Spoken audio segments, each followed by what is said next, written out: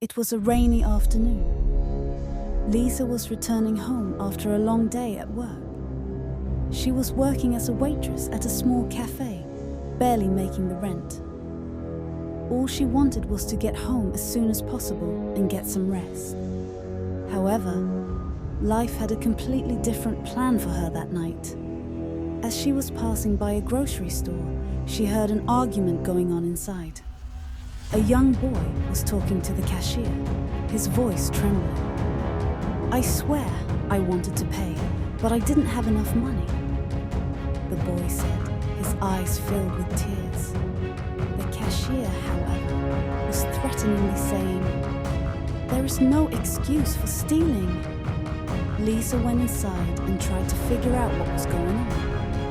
The boy had wanted to buy a few pieces of bread and a bottle of milk, but he didn't have any money.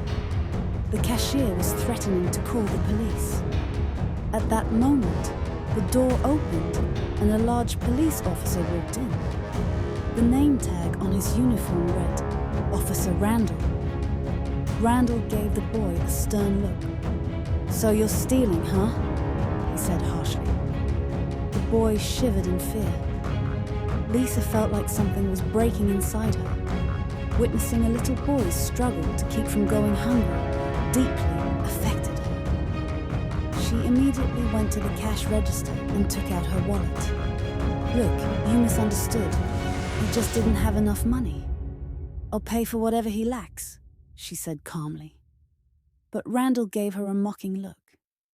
"Are you an accessory?" she asked with disdain. Lisa took a deep breath, suppressed the anger inside her and spoke. "Is it justice to let a child go hungry?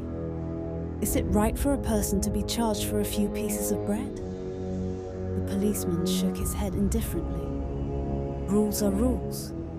If we turn a blind eye to theft, everyone else will do the same."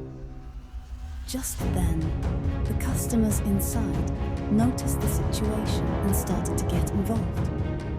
"This boy is just hungry. We have to help him," said an old woman. "Let the woman pay her debt so the boy doesn't starve to death," a man snapped. The market had suddenly gathered around Lisa. When Randall realized he could not control the situation, he stepped back. Okay, but not again," he said, and released the child. Lisa smiled at the child, handed him the bread and milk. The child jumped into her arms with tears in his eyes, saying, "Thank you, sister." That moment was worth everything to Lisa. That night, a woman's voice changed a child's fate. Lisa had only wanted to help, but she had unknowingly given a great message.